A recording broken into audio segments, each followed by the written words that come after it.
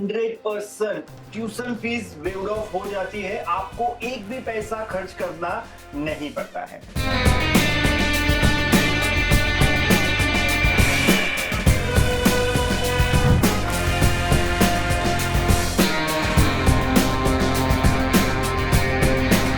कहीं ना कहीं दोस्तों ये सारी चीजें आपने भी सुनी होगी।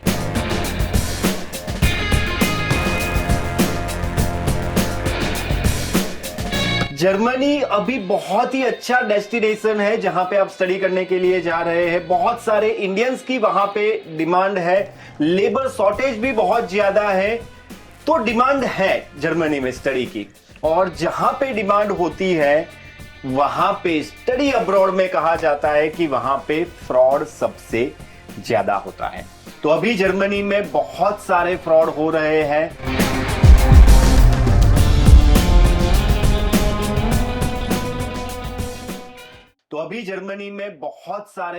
रहे हैं।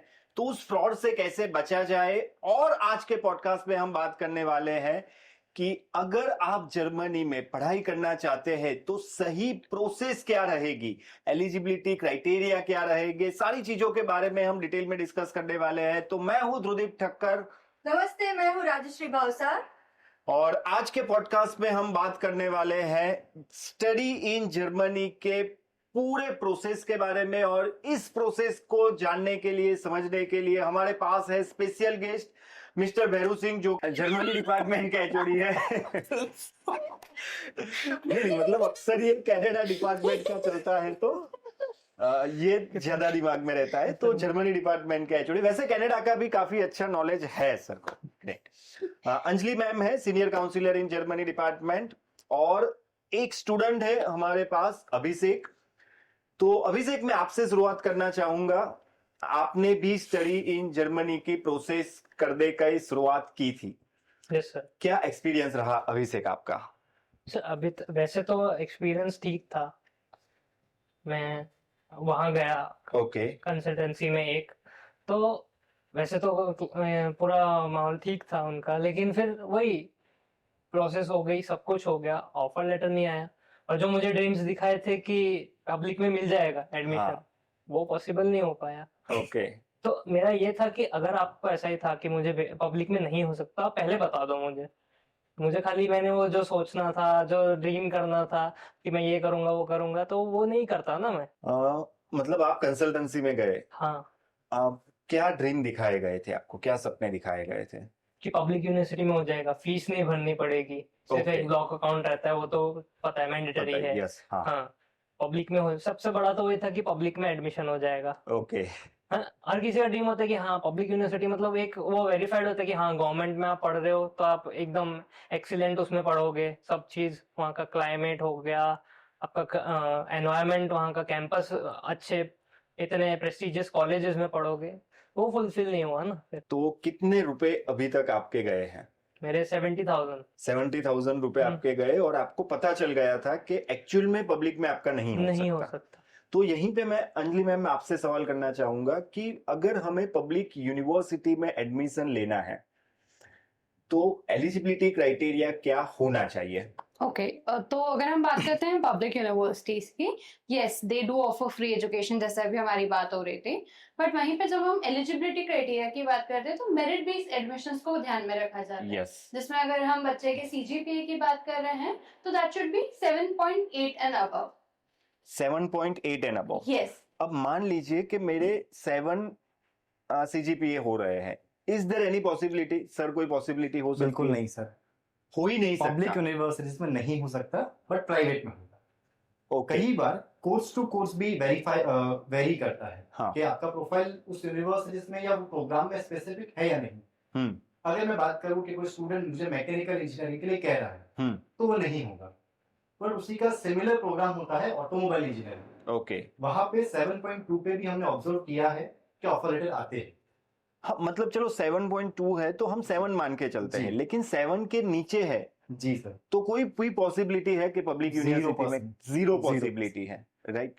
आपके कितने थे सर सीजीपीए? मेरे 64। 6.4। हाँ। ओके।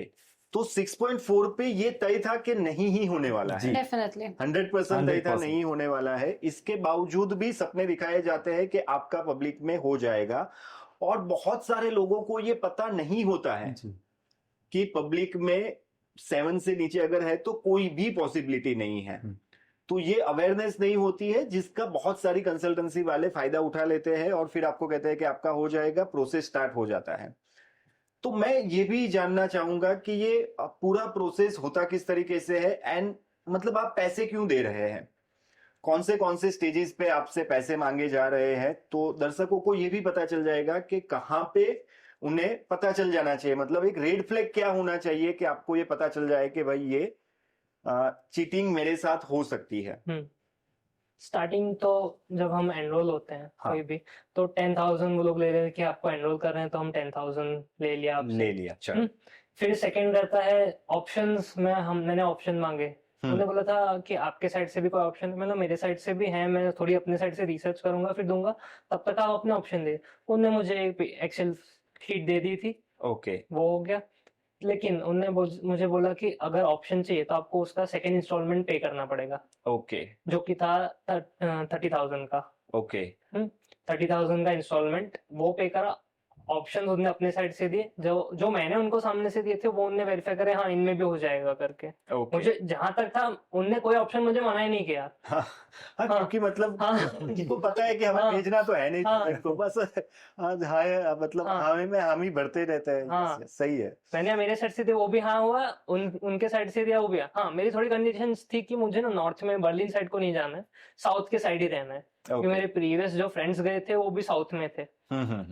हम ये जैसे म्यूनिक हो गया, कोलोन हो गया, ये एरियाज में था, तो मुझे वहीं जाना था, फ्रैंकफर्ट से नीचे के साइड पे। ओके। तो बर्लिन के मैंने सारे ऑप्शन कैंसिल कर दिए थे। नहीं, आपके दोस्त भी वहीं पे हैं। हाँ। तो आपने आपके दोस्तों से नहीं पूछा कि भाई एलिजिबिलिटी क्राइटेरिया क्या होता है, ये 6.4 पे हमें कह रहा है कि आपका हो अवेयरनेस नहीं जाएगा। थी ना सर। अच्छा, उस वक्त भी हाँ, awareness नहीं थी। मेरे फ्रेंड्स थे जो वो इंजीनियरिंग फील्ड से थे। ओके, मैंने बीएससी करी थी। ओके। हाँ, वो भी बायो साइड से। हम्म। हाँ, तो इतना हमको लगा कि हो जाता हो। यस, आपको लगा कि बायो में हो जाएगा शायद वो। नहीं, और एक और इसमें कैच है, मैं बायो फील्ड से था। हाँ, उन्हें मुझे ये भी नहीं बताया कि ना मैं मैनेजमेंट फील्ड जाना चाहता था। ओके, उन्हें ये भी नहीं बताया कि पब्लिक यूनिवर्सिटी तो अब वो फील्ड चेंज करोगे तो वैसे ही नहीं मिलेगा। उनने मुझे ओके। ले लिया था बस, हाँ कि हाँ कर देते हैं, जो होगा देखा जाएगा। तो मैम बताइए, रेड फ्लैग क्या हो सकते हैं, कहाँ पे मतलब स्टूडेंट को ये पता चल जाना चाहिए कि उन्हें आगे प्रोसेस नहीं करनी चाहिए? Well to be very honest, जब अगर आपको कोई डायरेक्टली ये चीज कमिट कर रहा है दैट आपका पब्लिक यूनिवर्सिटी में एडमिशन हो जाएगा guaranteed 100%, so that is a red flag. Red flag. Second, अगर हम बात करते हैं तो देन अगर जैसे अभी अभिषेक की बात हुई है कि कोर्स चेंज, स्पेसिफिकली अगर आप अपनी फील्ड चेंज कर रहे हैं तो देन उसके पीछे एक स्ट्रॉन्ग रीजन होना चाहिए। आइदर आपका वर्क एक्सपीरियंस जस्टिफाई करना चाहिए उस फील्ड को, या फिर आपका कोर्स उसे जस्टिफाई करना चाहिए। अगर वो दोनों चीजें ही जस्टिफाई नहीं कर रही है बट सामने कंसल्टेंसी आपको बोल रहा है that you can take this course, that's a red flag. Okay. So these are some of the things जो स्टूडेंट को एक ध्यान में रखनी चाहिए whenever they are going to a consultancy and specifically for a public university. तो sir आप बता दीजिए कि पूरा प्रोसेस क्या होता है जर्मनी जाने का, शुरुआत कहाँ से होती है और लास्ट तक क्या क्या होता है, मतलब ब्लॉक अकाउंट की भी बीच में जी। बात आई है, तो ये पूरा प्रोसेस क्या होता है? सर अगर हम बात करें स्टार्टिंग प्रोसेस से, तो शुरुआत होती है आइल्स के साथ। ओके, जो स्टूडेंट्स आइल्स नहीं करते वो स्टूडेंट्स टॉफेल के बेसिस पे भी जा सकते हैं। ओके। जैसा अभिषेक ने डिस्कस किया कि स्कैम्स को लेके जो होते हैं, एक और लिटरली आता है कि कुछ और जो इंग्लिश प्रोफिशिएंसी की एग्जाम्स होती है वो जर्मनी में एक्सेप्टेबल नहीं है। ओके। अगर आप जर्मन एम्बेसी के वीजा के गाइडलाइंस को अगर देखेंगे, वहां पे PT is not mention, Duolingo is not mention. यानी कि अगर किसी स्टूडेंट को जर्मनी जाना है तो only on the basis of IELTS and TOEFL. Okay. तो शुरुआत होगी आईएलटीएस के साथ। जब बच्चे का आईएलटीएस कंटिन्यू चलेगा, एट द सेम टाइम हम बच्चे का एपीएस भी कर सकते हैं। अब एपीएस यानी कि एकेडमिक डॉक्यूमेंट का इवोल्यूशन होता है। जर्मन एम्बेसी क्या करती है, बच्चे के डॉक्यूमेंट्स को वेरीफाई करती है कि भाई कोई डॉक्यूमेंट फेक ना सबमिट करे। ओके। डॉक्यूमेंट वेरिफिकेशन में टाइम कंज्यूमिंग रहता है, ये 1.5 या 2 महीने का टाइम ले लेते हैं ओनली फॉर द वेरिफिकेशन। ऐसे स्टूडेंट जो सीबीएसई बोर्ड से बिलोंग करते हैं, उन स्टूडेंट्स का ईपीएस जनरली हमने ऑब्जर्व किया है कि विद इन 20 to 25 डेज में आ जाता है। Okay. APS certificate always email में रिसीव होता है। एपीएस सर्टिफिकेट आने के बाद स्टूडेंट की यूनिवर्सिटीज में एप्लीकेशन स्टार्ट की जाती है। नाउ जब स्टूडेंट पब्लिक यूनिवर्सिटीज को टारगेट करता है तो जनरली 10 से 15 यूनिवर्सिटीज में अप्लाई करना ही पड़ता है, क्योंकि अगर बच्चा 10-15 में अप्लाई नहीं करेगा उसको कोई ऑफर लेटर नहीं आएगा because of the high cut off. इतना स्ट्रॉन्ग कंपटीशन जर्मन के पब्लिक यूनिवर्सिटीज में होता है। जब बच्चे एप्लीकेशन करते हैं एट द सेम टाइम उनके यूनिवर्सिटीज में एप्लीकेशन फीस भी लगती है। Again university to university application fees depend करती है। ओके। एप्लीकेशन सबमिट होने के बाद बच्चों को ऑफर लेटर रिलीज होता है। अब ये ऑफर लेटर के टाइमलाइंस होते हैं। If it is private university तो विद इन 10 to 15 डेज में बच्चे को ऑफर लेटर मिल जाता है। नाउ अगर हम डिस्कस करें पब्लिक यूनिवर्सिटी का तो it's a time consuming. Rejection जल्दी आते हैं बट ऑफर लेटर आने में 1.5-2 महीने का समय लग जाता है। ओके। मैं अगर मेरा एक रियल केस की बात करूं, मेरा खुद का एक इंटर्न था धनराज करके। उसने पारुल से केमिकल इंजीनियरिंग किया था 8 पॉइंट अबव उसके टू सीजीपीए में। परफेक्ट। हमने उसके मार्च इनटेक में था उसका एंड हमने 9 यूनिवर्सिटीज में अप्लाई किया। जब बच्चा वीजा के लिए जा रहा था तब तक उसके पास एक ही यूनिवर्सिटी का ऑफर लेटर था आउट ऑफ 9। वीजा आ गया, उसके बाद एक और यूनिवर्सिटी का ऑफर लेटर आया बट उसका ड्रीम यूनिवर्सिटी जो था समहाउ उसके पास ऑफर लेटर भी आ गया, वो चला भी गया। बाकी 7 यूनिवर्सिटी का कोई स्टेटस नहीं, ना ही रिजेक्शन ना ही ऑफर लेटर। तो इस तरीके के सिनेरियो पब्लिक यूनिवर्सिटीज में होते हैं। ऑफर लेटर आने के बाद बच्चे का जो भी ट्यूशन फीस है या सेमेस्टर फीस है उसका पेमेंट होता है। इफ इट इज प्राइवेट तो 6 से 10 लाख के बीच में ट्यूशन फीस होती है। इफ इट इज पब्लिक तो 100 to 500 यूरो का सेमेस्टर कॉन्ट्रीब्यूशन होता है, जहाँ पे बच्चे को फ्री पब्लिक ट्रांसपोर्टेशन का एक्सेस होता है, लाइब्रेरी का एक्सेस होता है एंड जो एग्जामिनेशन फीस होती है वो भी इंक्लूडेड होती है। आफ्टर सेमेस्टर पेमेंट बच्चे का ब्लॉक्ड अकाउंट का प्रोसेस स्टार्ट किया जाता है। जनरली ब्लॉक्ड अकाउंट स्पेसिफिक होना चाहिए जर्मन ब्रांच में, okay, rather than any other branch. तो we from Canon suggest करते हैं कि you should go with Expectio, Fintiba, Edigo. Okay. ये जनरली मोस्ट ट्रस्टेड ब्रांड है। अगर हम कहें ब्लॉक्ड अकाउंट के अंदर, ब्लॉक्ड अकाउंट का एक स्पेसिफिक अमाउंट है वो आपका होना चाहिए अकाउंट में और वो है 11,904 यूरो। यानी अगर हम INR में भी अगर देखें तो 10.5 से 11 लाख। जब आप हमारे यहाँ से ब्लॉक्ड अकाउंट करवा रहे हैं फ्रॉम कान तो आपका उसी ब्लॉक्ड अकाउंट में आपका हेल्थ का और ट्रैवल का इंश्योरेंस इंक्लूडेड होता है। कॉम्प्लीमेंट। ये सर्टिफिकेट आने में it takes 4 to 5 days. Certificate आने के बाद ब्लॉक्ड अकाउंट कंफर्मेशन का सर्टिफिकेट आने के बाद बच्चे का वीजा का एप्लीकेशन स्टार्ट किया जाता है। एज वी नो के 17 फेब को एक नया CSV पोर्टल लॉन्च हुआ जर्मन एम्बेसी में वीजा के लिए, जहाँ पे वीजा की डेट मिलना और आसान हो गया है। यानी पहले जो वेटिंग लिस्ट 6 से 8 महीने रहती थी अब हार्डली 6 से 8 दिन की हो गई है। Okay, yes. तो बच्चों की वीजा एप्लीकेशन की जाती है और visa application is hardly 75 euro and visa का जो भी डेट मिलता है बच्चे को तो वहां पे जाके डॉक्यूमेंट वेरीफाई होता है जो भी उनके नियर बाई एम्बेसी होती है वहां पे। नाउ यहाँ पे स्टेट वाइज एम्बेसी को डिवाइड किया गया है।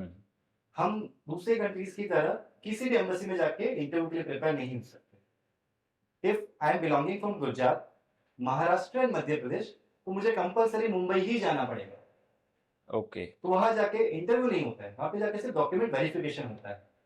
डॉक्यूमेंट वेरिफिकेशन होने के बाद 2 से 20 दिन में बच्चे का वीजा आ जाता है and once you get visa कानन आपको फॉरेक्स कार्ड में, करेंसी एक्सचेंज में, सिम कार्ड की बात कर रहे एंड द मोस्ट हमारा एक बहुत अच्छा इवेंट होता है जिसको कहते हैं प्री डिपार्चर, यस, वो भी ऑर्गेनाइज करके देते हैं जहाँ पे पोस्ट वीजा गाइडेंस क्या होती है वो सारा डिस्कशन किया जाता है।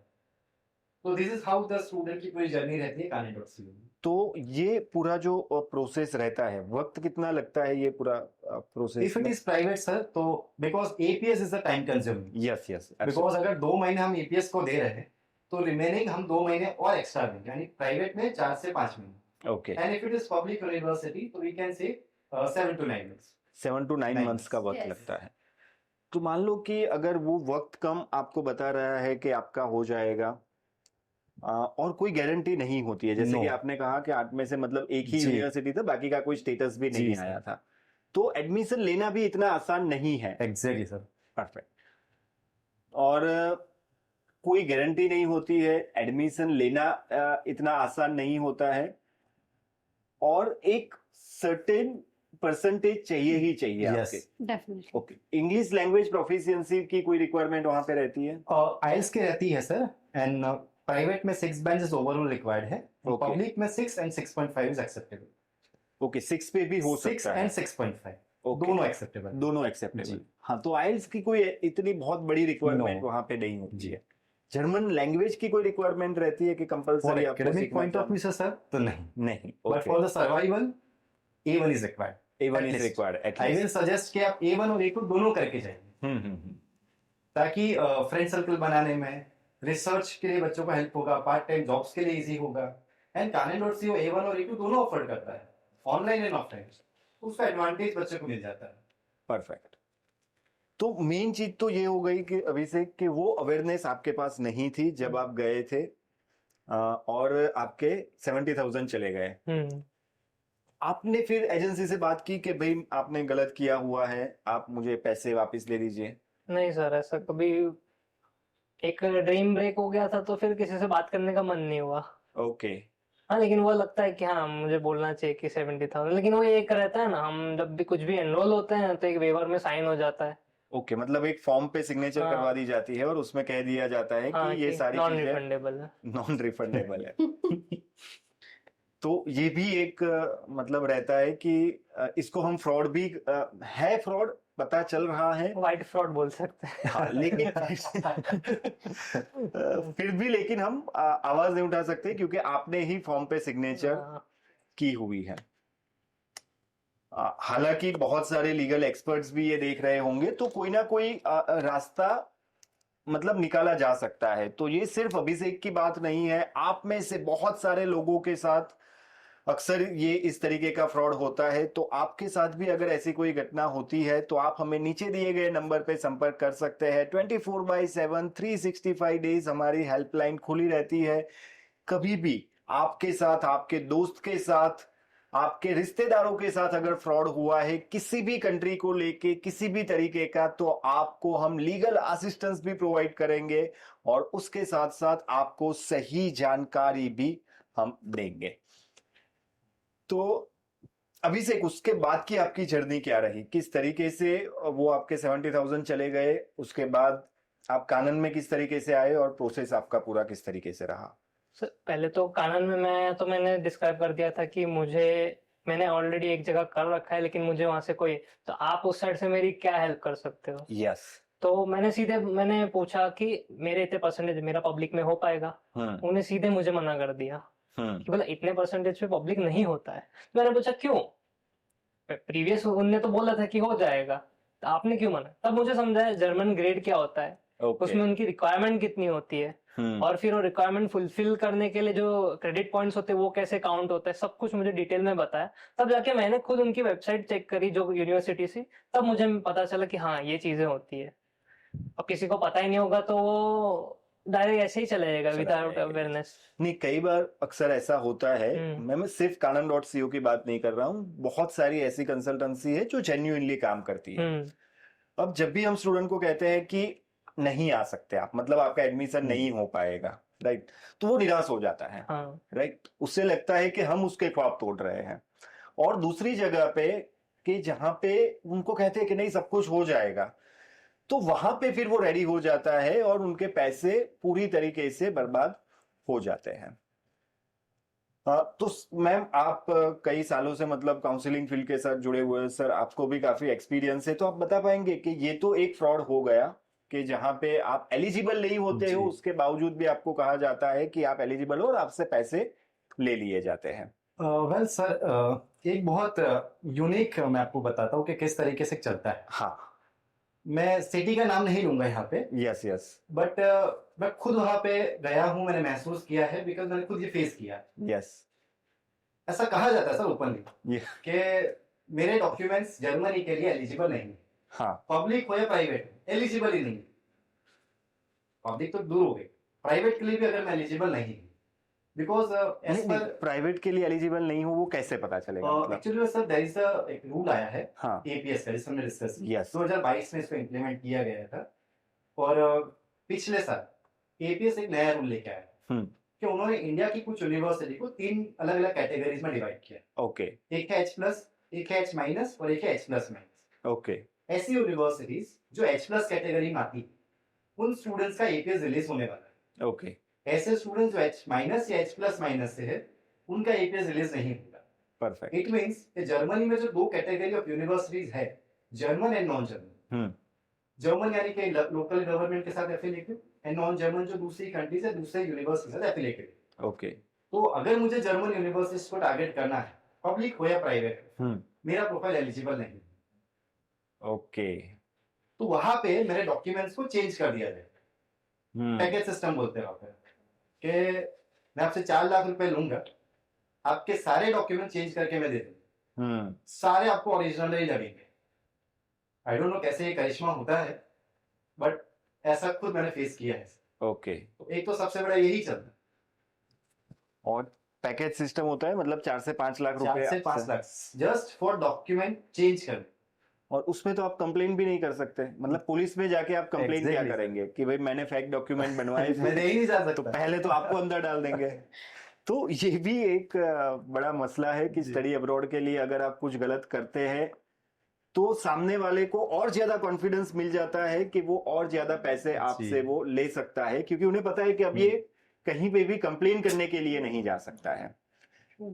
और मैं बताना चाहूंगा दर्शकों को कि ऐसे अगर आप फेक डॉक्यूमेंट बना के किसी भी तरीके से प्रोसेस करते हैं तो आप पकड़े जाएंगे।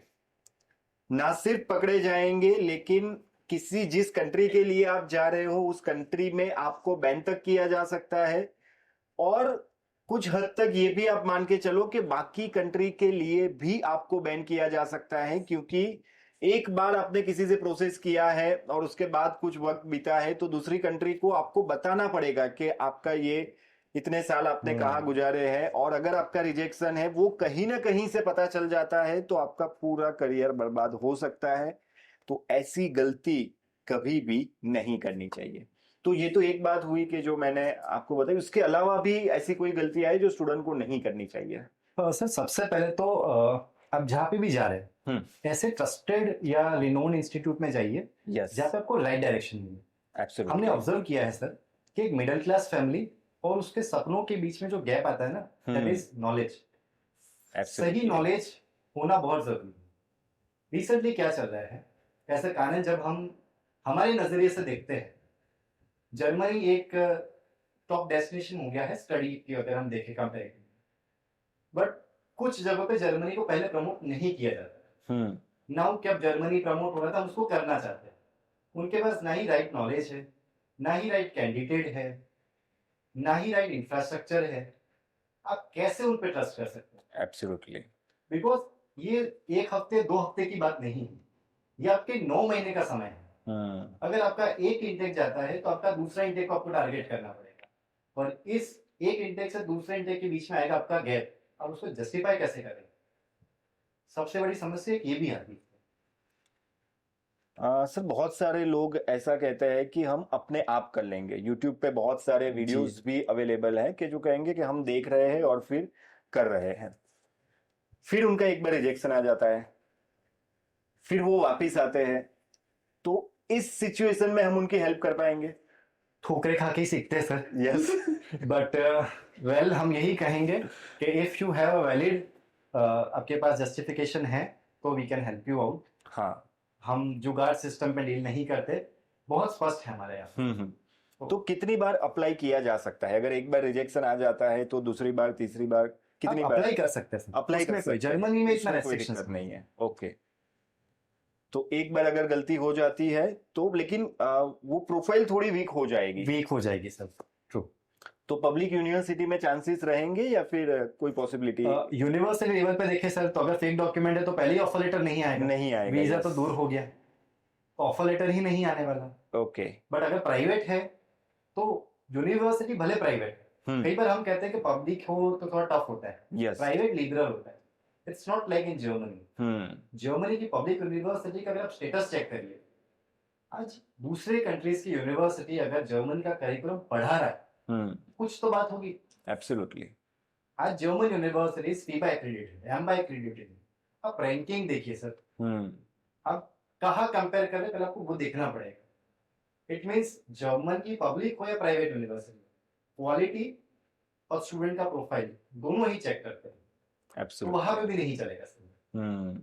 देन बहुत सारे लोग सर आज इस पॉडकास्ट में हमारे साथ जुड़े हुए हैं, तो आप में से भी किसी को कोई सवाल पूछना है तो आप पूछ सकते हैं। मेरे साथ तो ऐसा कोई फ्रॉड हुआ नहीं है। Yes. मेरे बेटे का तो कानन से ही हमने करवाया था और उसका बहुत ही अच्छी तरह से प्रोसेस हुआ है, टचवुड। कोई किसी तरह की कोई परेशानी उसको फेस नहीं करनी पड़ी और इसीलिए मैं इस पॉडकास्ट में आज जुड़ी हुई हूँ, ताकि अगर किसी और को भी कुछ ज्ञान देना है या कुछ बातें बतानी है तो वो हमसे पूछ सकते हैं, हम उन्हें गाइड करेंगे इस तरीके से। जी done sir, so thank you very Thank you much so much. Thank for you, sir. Spending your most valuable time. Abhishek, आपको भी अगर कोई लीगल असिस्टेंस की जरूरत है तो we are always with you, बात करेंगे। और बहुत सारे मतलब जितने भी दर्शक यहाँ पे देख रहे हैं, देखो ये समझना बहुत जरूरी है, क्योंकि कानून में अक्सर ये बात कही जाती है कि दो चीजें बहुत इंपॉर्टेंट है। एक है स्टूडेंट का ड्रीम और दूसरा है पेरेंट्स की लाइफ टाइम सेविंग। और स्टडी अब्रॉड में जब भी आप काउंसलिंग कर रहे हैं, जब भी हम ये न्यूज चैनल पे भी आपसे बात कर रहे हैं, तो ये दो रिस्पॉन्सिबिलिटी को भली भांति जानते हुए, समझते हुए, बड़ी ही समझदारी से आपसे हम रूबरू होते हैं। जैसे कि अभिषेक ने बताया कि पैसे लेने का मन भी नहीं हुआ, उसने सोचा भी नहीं, क्योंकि उसको सबसे बड़ी बात जो लगी वो थी कि उसका ड्रीम टूट चुका था। एक सपना दिखाया जाता है कि नहीं पब्लिक में आपका हो जाएगा, और फिर तुरंत ही पता चलता है कि यार ये तो नहीं हो पाएगा। तो सपने मत तोड़िए। उसके अलावा जो पेरेंट्स है उनको भी मैं कहना चाहूंगा, आप कहीं से भी प्रोसेस करवा रहे हैं, एक बार ये नीचे दी गई हेल्पलाइन नंबर है, कहीं पे भी आपसे पैसे मांगे जा रहे हैं, चाहे वो वर्क वीजा की, क्योंकि अभी वक्त की कमी को रहकर हम बहुत सारे सवाल नहीं कर सकते हैं, अदरवाइज जर्मनी के, लग्जमबर्ग के, स्विट्जरलैंड के, बाकी यूरोपियन कंट्रीज के, दुबई के, कनाडा के, यूएसए के वर्क वीजा को लेकर भी बहुत बड़ा फ्रॉड चल रहा है। अक्सर लोगों के लाखों करोड़ों रुपए चले जाते हैं। तो इस पे तो हम बात ही नहीं कर रहे हैं, लेकिन ये एक ऐसा था जिसको फ्रॉड कैटेगरी में हम नहीं गिन सकते, क्योंकि आपने सिग्नेचर करवाई थी, हम प्रोसेस कर रहे हैं, जस्ट बिकॉज आपको एलिजिबिलिटी नहीं पता है, ये जानकर आपसे पैसे ले लिए जाते हैं, गलत डॉक्यूमेंट बनवा के आपसे पैसे ले लिए जाते हैं, और वहां पे आप कुछ भी नहीं कर पाएंगे, क्योंकि आपने सिग्नेचर की हुई है तो कहीं ना कहीं कॉन्ट्रैक्ट एक्ट के तहत आप बाउंड हो जाएंगे कि हमने तो पहले ही कहा था कि हम पैसे आपको रिफंड नहीं करने वाले हैं। इट्स योर डिसीजन, आपने ये तय किया था कि आप यहाँ पे प्रोसेस करवा रहे हैं। और ये भी कह सकते हैं कि हमें जेन्युइनली नहीं पता है, कोर्ट में भी कह सकते हैं कि मैं कंसल्टेंसी का काम कर रहा हूं, लेकिन मुझे नहीं पता है कि क्या एलिजिबिलिटी क्राइटेरिया होते हैं। अप्लाई किया, रिजेक्शन उन्होंने दिया है, तो हम कुछ नहीं कर सकते। तो मतलब जो फ्रॉड करने की ताकत रखते हैं उनके पास कई सारे रास्ते होते हैं। तो हमारा प्रयास बस इतना ही रहता है, और आपका भी प्रयास यही रहना चाहिए कि पहले से ही आप बचे रहे, क्योंकि एक बार हो जाता है उसके बाद एक लीगल प्रोसेस रहता है, लेकिन वो बहुत डिफिकल्ट रहेगा। और एक नेक्स्ट इनटेक को भी आप टारगेट कर रहे हो, तो आप भी सोचेंगे कि यार ये लीगल बैटल में कहीं मेरा बेटा किसी दूसरी कंट्री में भी जाना चाहता है, वहां पे भी जा पाएगा या नहीं जा पाएगा। तो इसकी वजह से भी ये फ्रॉड रिपोर्ट नहीं होते हैं, और जो रिपोर्टेड फ्रॉड है उसकी भी अगर हम अमाउंट गिनने जाए तो ये बहुत बड़ी अमाउंट हो जाती है। और कानन वीजा इनसाइट का मकसद ही यही रहा है कि आपको फ्रॉड से बचाया जाए, आपको सही जानकारी दी जाए।